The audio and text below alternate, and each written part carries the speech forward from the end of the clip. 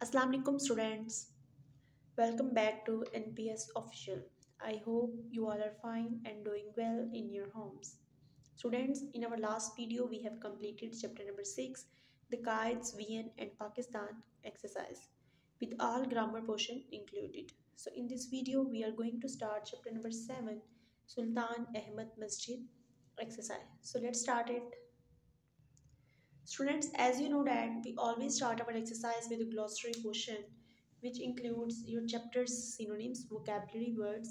But आपको ये भी याद रखना चाहिए कि इन वर्ड्स के अलावा इन 10 to 8 वर्ड्स के अलावा भी आपको बोर्ड में एमसीक्यूज के तौर पे कोई भी ग्लॉसरी में से वर्ड आ सकता है।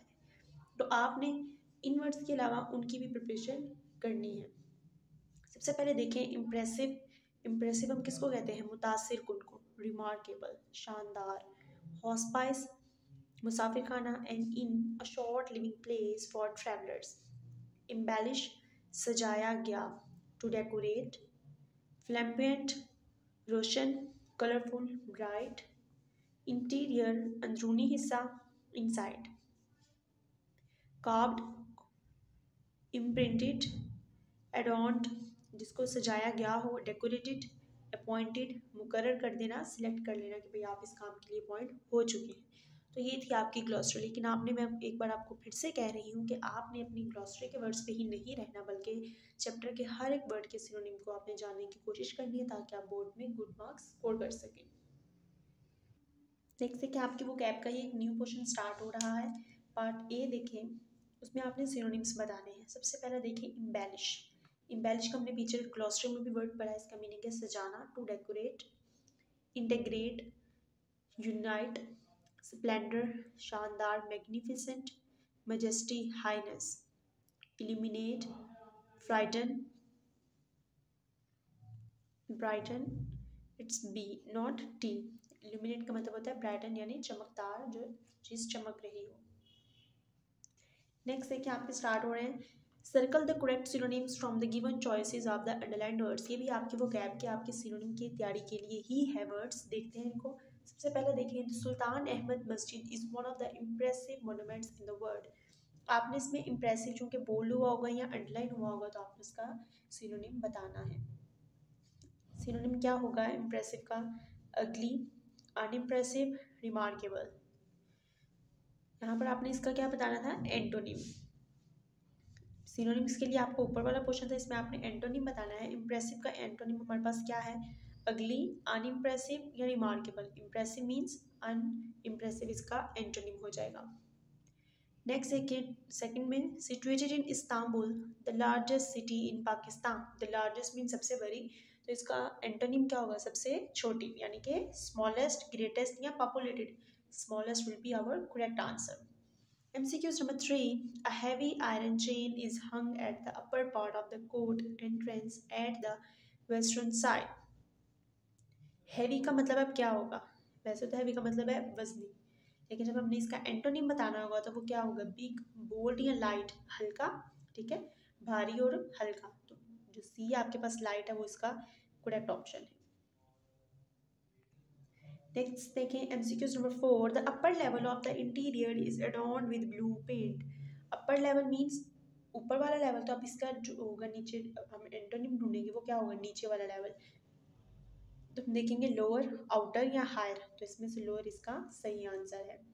The floors are covered with carpets, spread, exposed, decorated. Covered का मतलब क्या है? कवर की हुई है चीज़, उसके ऊपर ढांपा हुआ है, ठीक है। और एक्सपोज्ड का मतलब होता है कि उसको बाहर दिखा देना, जाहिर कर देना, वाज़ेह कर देना, ठीक है। तो एक्सपोज्ड उसका एंटोनिम यहाँ पर होगा। नेक्स्ट है कि आपके ग्रामर का पोर्शन स्टार्ट हो गया है। Position of adverbs. क्या आपने एडवर्ब जो है ना उसको किस पोजीशन पे पुट करना है? She comes here. अब इसमें ऑफन आपने कहाँ लगाना है? शी के बाद, कम्स के बाद, हेयर के बाद के। लेकिन आपका जो करेक्ट इसमें पोजीशन बनेगी कौन सी होगी? She often comes here, he goes to Lahore, he sometimes goes to Lahore. Next देखिए third one, the teacher was late hardly ever. No, the teacher was hardly ever late. We are tired by the end of the day. We are usually tired by the end of the day. I have posted a letter to them. I have just posted a letter to them. He did his work carefully last पर ही आता है। Mostly जो elf आई वाले आपके पास adverb होते हैं वो sentence के लास्ट पर ही आते हैं। नेक्स्ट देखिए आपके पास डिग्री ऑफ कंपैरिजन है कि आपने डिग्रीज को कंपेयर करना है। ठीक है, आपको पता है वो 3 तरह की होती हैं, positive, comparative and superlative degrees. Positive में क्या है, एक चीज़ जो सिंपल मौजूद है, हमने उसका किसी से कोई मुकाबला नहीं है, ठीक है, वो सिर्फ अपना काम कर रही है, वो पॉजिटिव डिग्री होगी। कंपैरेटिव में ये क्या, आप दो चीज़ों का कंपेयर कर रहे हो, उनका मुकाबला कर रहे हो कि ये चीज़ इससे बेहतर है, तो हम दो चीज़ों के कंपैरिजन कर रहे हैं। सुपरलेटिव में हम क्या करते हैं, सुपरलेटिव में मुकाबला जो होता है वो दो लोगों का नहीं आपस में होता, बल्कि सब लोगों का। जैसे आप एक क्लासरूम में हैं, ठीक है, हम टीचर कहेंगे कि इस टेस्ट में देखते हैं कि सबसे जो टॉपर स्टूडेंट है वो कौन होगा, तो टॉपर जो होगा वो आप सब में से होगा। लेकिन टीचर अगर आपका स्पेसिफिक कंपटीशन रखते हैं आपके अपने किसी फ्रेंड के साथ, तो वो दो लोगों में से अब कंपटीशन होगा, तो वो कंपैरेटिव डिग्री में आएगा। ठीक है, so these are the positive degree, comparative degree and superlative degrees. देखिए उन्होंने पहले एग्जाम्पल दिया आपको, the masjid is so design that even when it is most crowded everyone in the masjid can listen to and look at the imam. ये जब मस्जिद बहुत ज़्यादा हजूम भी होता है फिर भी हर एक कोई इमाम को सुन सकता है और देख सकता है। The masjid still remains to be one of the most visited monuments of the world. ये दोनों मोस्ट वाले हैं, तो ये किस में आएंगे, सुपरलेटिव डिग्री में। अब इन्होंने आपको नेक्स्ट कहा था कि आप कुछ ऐसी हमें एग्जाम्पल्स दें और इनको कंप्लीट करें। कैप्ट मच का आप क्या बनाएंगे, कैप्ट मच से मोर, और फिर सुपरलेटिव में कैप्ट मोस्ट हो जाएगा। सैंग ब्यूटीफुली से क्या हो जाएगा, sang more beautifully, sang most beautifully, slept little, slept less, slept least, looked good, looked better, looked best, arrived early, arrived earlier, arrived earliest। Next देखिए हमारी ग्रामर में क्या है, प्रेजेंट परफेक्ट कॉन्टिन्यूस टेंस। सबसे पहले जब आप किसी टेंस का फॉर्मूला याद रखते हैं और उसकी पहचान याद रखेंगे तो आपके लिए ये बिल्कुल भी मुश्किल नहीं होगा। ठीक है, सब्जेक्ट लेना है आपने, ऑक्सिलरी वर्ब लेना है, फिर आपने ऑक्सिलरी वर्ब लेना है, फिर आपने मेन वर्ब लेना है। ठीक है, यानी subject plus has have plus been plus first form of verb plus ING will complete your sentence. दूसरा इसमें आ जाता है कि सिंस और फॉर कब यूज़ करना है। सिंस आप तब यूज़ करेंगे जब आपको पता है एक स्पेसिफिक टाइम मौजूद है कि उसने ये काम सुबह किया है। ठीक है, लेकिन अब जब ये कह रहे हो कि सुबह कितने बजे किया है ये आपको नहीं पता, आप ये कहेंगे 2 घंटे पहले किया है, तो वो उसके साथ क्या आ जाएगा, फॉर। ठीक है, नेक्स्ट पेज पे आपके पास इसके एग्जाम्पल मौजूद है, तब आप इसको सॉल्व करेंगे तो आपको इसकी अच्छी और समझ आ जाएगी। जैसे कि ये देखें, I have been studying dash 3 hours. 3 hours कौन से 3 आवर्स, सुबह के, शाम के, रात के, कब से कब के, 11 से 3, 1 बजे आपने काम किए, 11 से 2 काम किए, कौन से वो 3 आवर्स हैं हमें नहीं पता, हमने क्या यूज़ करना है, फॉर।